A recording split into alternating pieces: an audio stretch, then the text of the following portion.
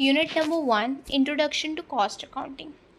Meaning of cost क्या है? Cost का मतलब क्या होता है? Means the amount of expenditure. अगर हम कॉस्ट की सिंपली बात करते हैं, अभी कि सबको छोड़ के कि सिर्फ कॉस्ट की बात करें, तो कॉस्ट का मतलब क्या होता है?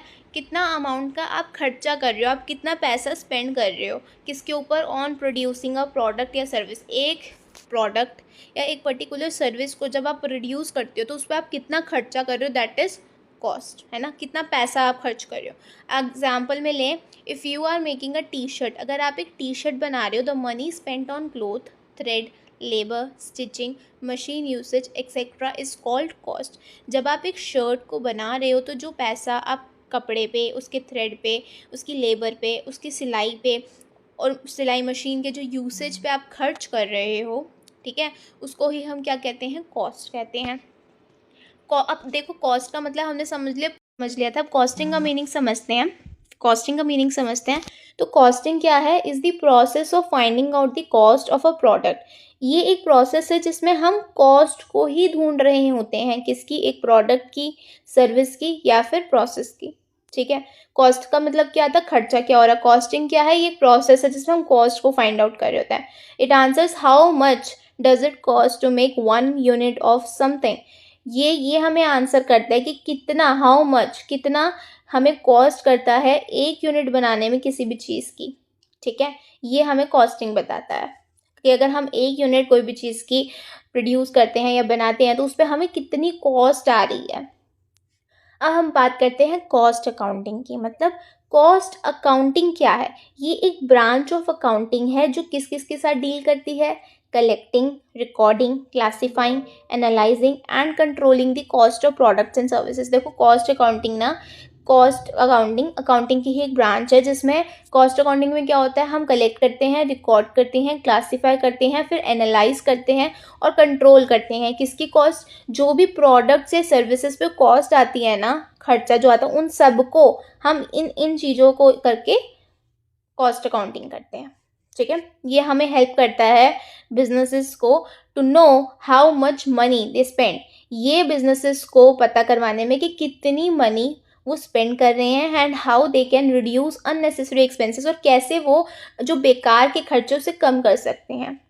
तो कॉस्ट अकाउंटिंग के ऑब्जेक्टिव्स क्या होते हैं? सबसे पहला होता है कॉस्ट को कंट्रोल करना। ये हमारी मदद करता है कि हम वेस्ट या फिर जो बेफालतू के खर्चे हैं उसको हम कम कर सकें। कॉस्ट असर्टेनमेंट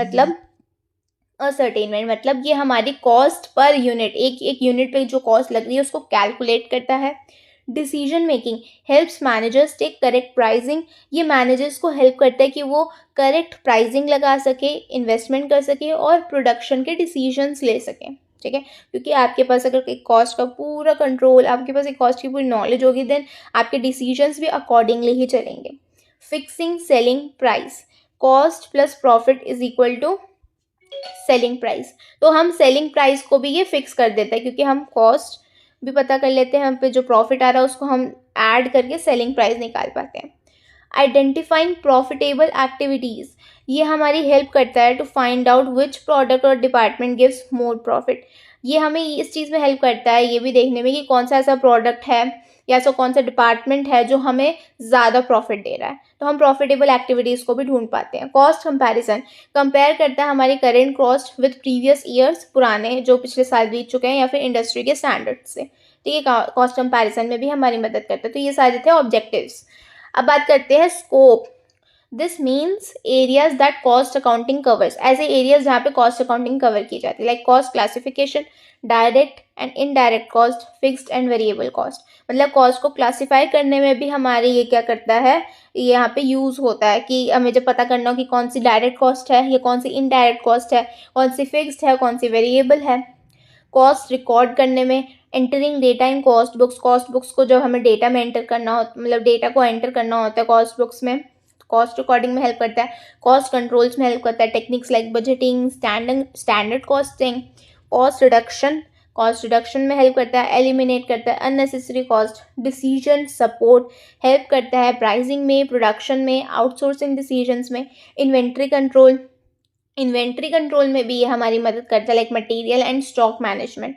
तो ये सारे जो थे हमारे 6 क्या थे हमारे scope: cost classification, cost recording, cost control, cost reduction, decision support, inventory control. अब हम दूसरे टॉपिक पे बात करते हैं जो है cost accounting versus financial accounting. सो पर्पस की अगर बात की जाए तो क्या करता है कॉस्ट क्या करता है, कंट्रोल करता है और कॉस्ट को रिड्यूस करता है।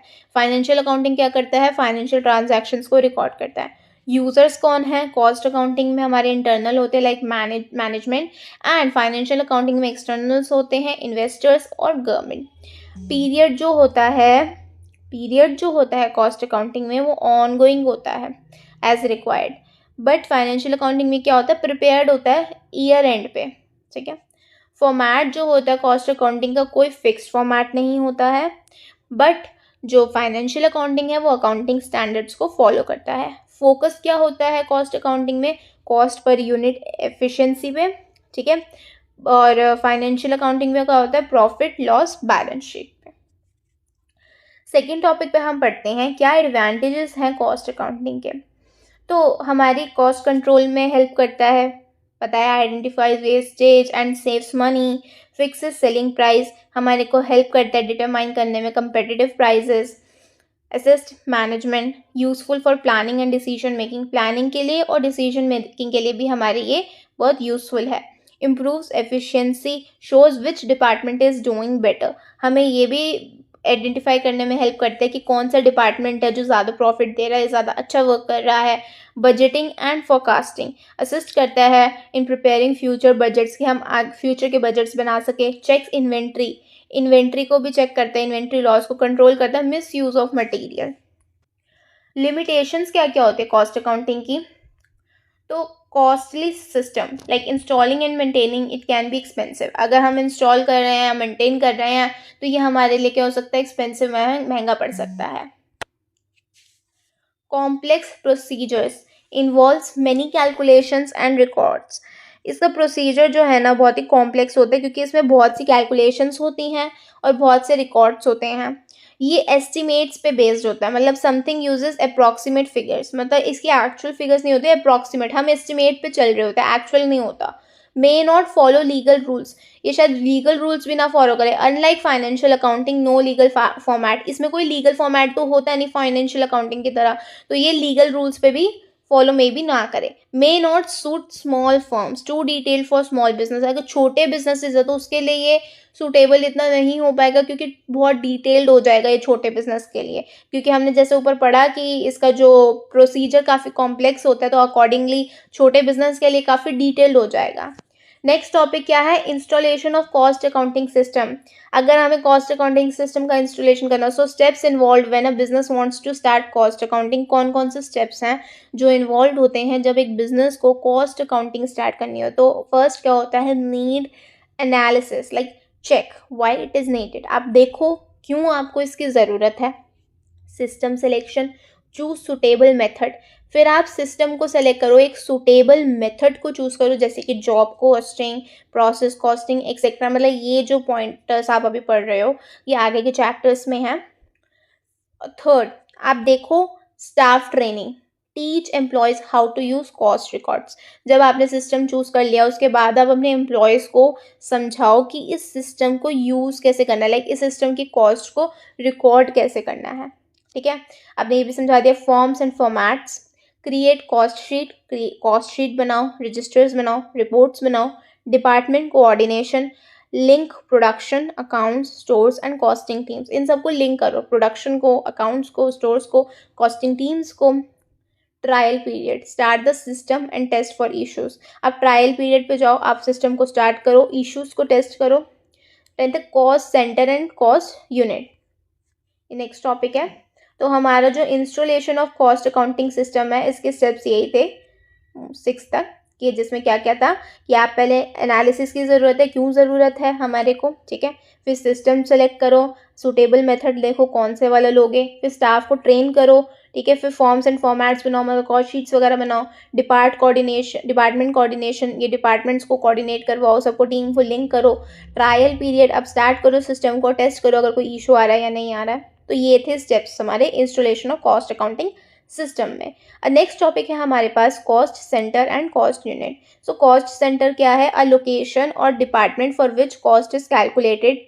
ये एक लोकेशन हो सकती है कॉस्ट सेंटर जो है, या फिर एक डिपार्टमेंट हो सकता है for which cost is calculated, मतलब वो लोकेशन या फिर वो डिपार्टमेंट जिसके लिए कॉस्ट कैलकुलेट करी जाएगी। ठीक है, मशीन सेक्शन, सेल्स डिपार्टमेंट, ऐसे हो सकता है कि मशीन सेक्शन के ऊपर या तो कही जा रही है या फिर सेल्स डिपार्टमेंट, क्योंकि जैसे बताया कि एक लोकेशन भी हो सकती है, डिपार्टमेंट हो सकती है जिसके लिए हम कॉस्ट कैलकुलेट करेंगे, that is called cost centre, उसको हम कॉस्ट सेंटर कहेंगे।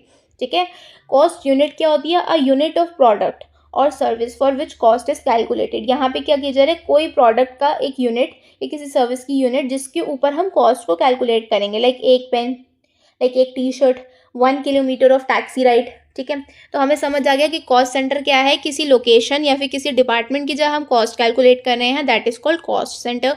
कॉस्ट यूनिट जब हम किसी एक प्रोडक्ट की या किसी सर्विस की कॉस्ट को कैलकुलेट कर रहे हैं, that is called cost unit. Next topic क्या है? Methods of costing, different ways of costing used depending on business type. अलग अलग बिजनेस टाइप के ऊपर हम अलग अलग तरीके की कॉस्टिंग का यूज़ करते हैं, डिपेंड करते हैं। Like method use, job costing for unique jobs, अगर बहुत यूनिक जॉब्स है लाइक फर्नीचर मेकिंग है तो उसके ऊपर हम जॉब कॉस्टिंग का यूज़ करेंगे। Batch costing for batches of products, मतलब प्रोडक्ट्स के बैचेस है तो उस पर batch costing, example medicine tablets. Process costing for continuous production, अगर प्रोडक्शन जो है वो चलती जा रही है तो उसके लिए हम प्रोसेस कॉस्टिंग का यूज़ करेंगे, for example oil refining. Operating costing services के लिए यूज़ करेंगे, like transport, hotels. Contract costing large scale contracts के लिए करेंगे, लाइक कंस्ट्रक्शन। ठीक है, नेक्स्ट टॉपिक है techniques of costing. These are tools use to manage cost effectively. Techniques जो है ना, ये टूल्स होते हैं जो हम यूज़ करते हैं कॉस्ट को इफेक्टिवली मैनेज करने के लिए। Techniques use standard costing, setting standard cost and comparing with actual. Standard costing क्या है? कि हम स्टैंडर्ड कॉस्ट को सेट कर देते हैं और उसे कंपेयर करते हैं एक्चुअल के साथ। Marginal costing, analysing change in cost with change in output. हम कॉस्ट में जो चेंज आता है उसे एनालाइज करते हैं किसके साथ? आउटपुट में जो चेंज आता है उसके साथ।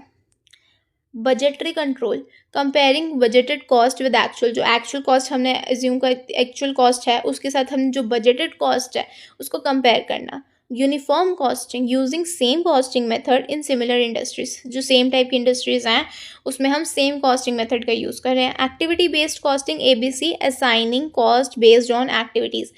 हम कॉस्ट को असाइन करते हैं एक्टिविटीज़ के बेस पे, लाइक या एग्जाम्पल है मॉडर्न टेक्निक या ब्रैक। अब हम बात करते हैं कॉस्ट शीट की। Cost sheet, a cost sheet is a statement that shows total cost. Cost sheet ना एक स्टेटमेंट होती है जो कि टोटल कॉस्ट को शो करती है, कॉस्ट पर यूनिट को शो करती है और प्रॉफिट को शो करती है। ठीक है, कि हमारी टोटल कॉस्ट क्या आ रही है, एक यूनिट पे क्या कॉस्ट लग रही है और हमारा प्रॉफिट क्या निकल के आ रहा है। देखो तो सिंपली हम सबको एक बार रिवाइज कर ले तो कॉस्ट क्या होती है? जो टोटल हमारा खर्चा लग रहा होता है किसी भी प्रोडक्ट को प्रोड्यूस करने में या फिर सर्विस को प्रोड्यूस करने में। कॉस्टिंग क्या होती है? Finding the cost of a product, हमें एक प्रोडक्ट की जब कॉस्ट को ढूंढना होता है that is called costing. Cost accounting क्या होती है? रिकॉर्डिंग एंड एनालाइजिंग कॉस्ट, जो कॉस्ट है हमारे निकल के आ रही है उसको जो हम रिकॉर्ड करते हैं उसको फिर एनालाइज करते हैं, that is called cost accounting. Objectives क्या होते हैं? कॉस्ट को कंट्रोल करना, प्राइसिंग सेट करना, डिसीजन मेकिंग में आना। स्कोप कहाँ कहाँ पे यूज़ हो सकती है? Cost control, inventory, cost reduction. Advantages क्या है? एफिशिएंसी लाती है, प्राइसिंग को सेट करने में हेल्प करती है, प्लानिंग में भी हेल्प आती है। लिमिटेशंस, कॉस्टली पड़ती है, एक्सपेंसिव हो जाती है, थोड़ी कॉम्प्लेक्स भी होती है, थोड़ा कॉम्प्लेक्स प्रोसीजर बताया था। एस्टिमेट बेस्ड होता है क्योंकि इस पर एक्चुअल नहीं है तो एस्टिमेटेड पे चल रही होती है। कॉस्ट सेंटर, कॉस्ट सेंटर क्या होती है? लोकेशन ऑफ कॉस्ट, मतलब जिस लोकेशन की कॉस्ट निकाले, लाइक मशीन या फिर machine department. Okay, cost unit क्या है? पर पीस यूनिट, मतलब हम किसी एक प्रोडक्ट के पर यूनिट का जब हम कॉस्ट निकालते हैं, example 1 pen 1 car, that is called cost unit. Methods में क्या क्या थे? Job, process, contract costing. Techniques में स्टैंडर्ड, मार्जिनल, बजटरी कॉस्टिंग। एक और टॉपिक है यहाँ पे, role of a cost accountant in an organisation.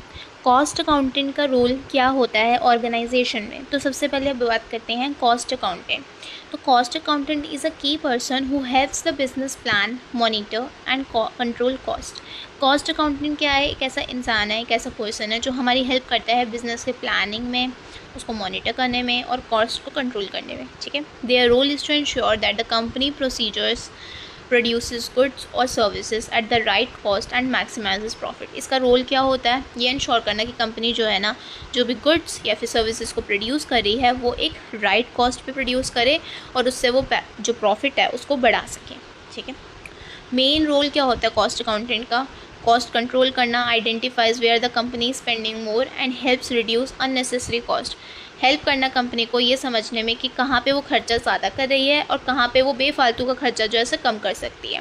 Cost analysis, break down the total cost into material, labour and overhead to see where money is going.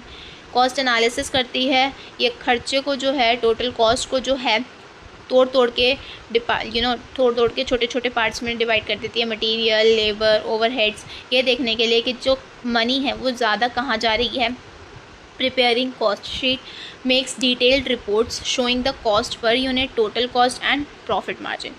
ये cost sheet prepare करता है, एक detailed report बनाता है जिसमें ये show करता है कि कॉस्ट पर यूनिट कितनी लग रही है, पूरी कॉस्ट क्या निकल के आ रही है और प्रॉफिट मार्जिन क्या आ रहा है। Assisting management, provide data to managers for pricing, budgeting, decision making and planning. ये डेटा प्रोवाइड करता है मैनेजर्स को ताकि वो प्राइसिंग सही से कर सके, बजटिंग बना सके, अपनी डिसीजन मेकिंग सही हो सके, प्लानिंग भी सही हो सके। बिकॉज डेटा जब होगा तो ये सब चीज़ें ईजीली हो जाएंगी। बजट प्रिपरेशन में मदद करते हैं, helps in creating future cost budgets and monitors if the actual cost match them. Future cost के बजट्स को बनाने में हेल्प करता है, मॉनिटर करता है अगर जो एक्चुअल कॉस्ट है वो इससे मैच कर रही है या नहीं कर रही है। Standard costing and variance analysis, sets standard costing and compares them with actual cost to identify reasons for difference। ये स्टैंडर्ड कॉस्ट को सेट करता है और उसको फिर कंपेयर करता है हमारी एक्चुअल कॉस्ट से, ये ढूंढने के लिए आइडेंटिफाई रीजंस फॉर डिफरेंस, की अगर कोई रीज़न आ रहा है तो उसका डिफरेंस का रीज़न आ रहा है तो अगर कोई डिफरेंस आ रहा है तो उसका रीज़न पता करने के लिए।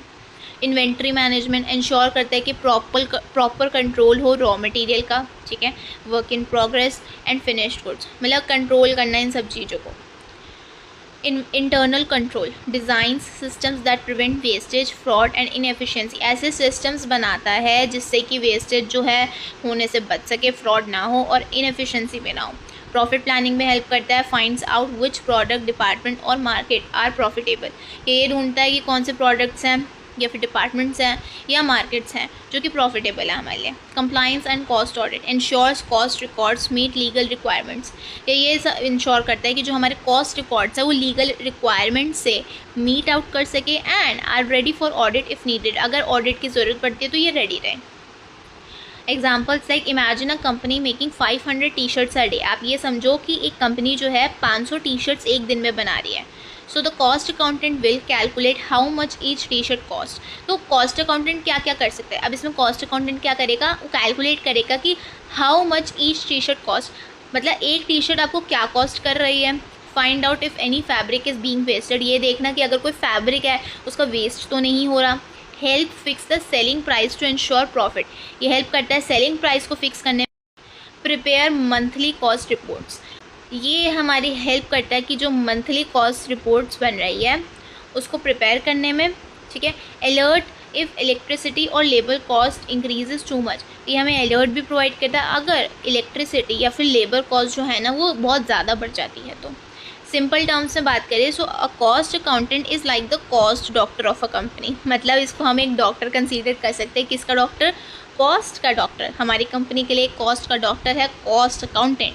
Always checking where money is being spent, हमेशा ये चेक करता है कहाँ हमारी पैसा स्पेंड किया जा रहा है, खर्च हो रहा है।